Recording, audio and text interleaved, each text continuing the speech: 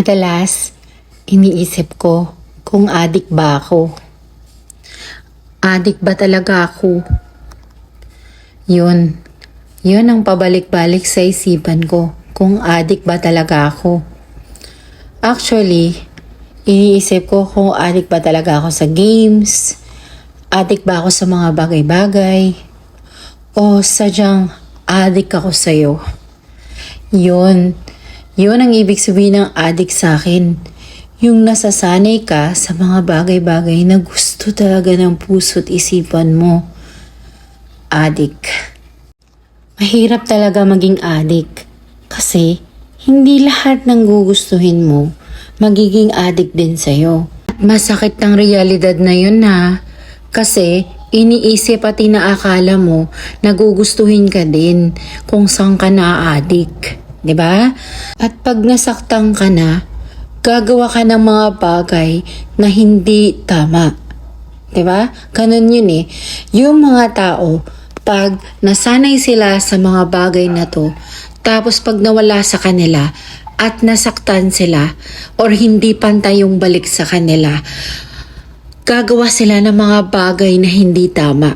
Kasi yun ang magiging depensa nila sa sarili nila para hindi nila maramdaman yung sakit na nandito sa puso. Kasi 'di ba masakit yun eh.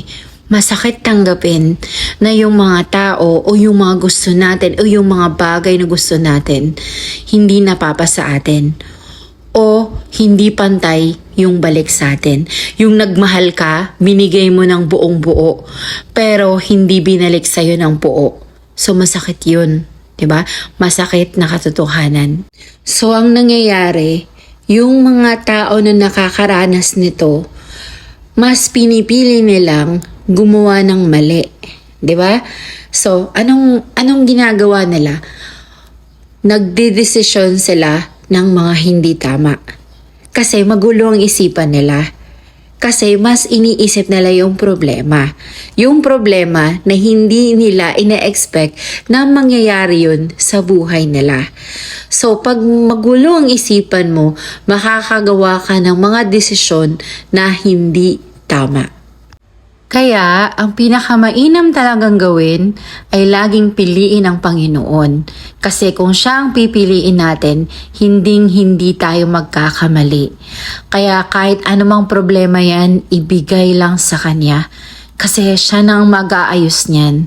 Tiwala lang, manalangin, manalig, at siya ang maging sentro ng buhay. Salamat!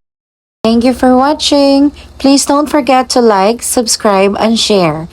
Love ya!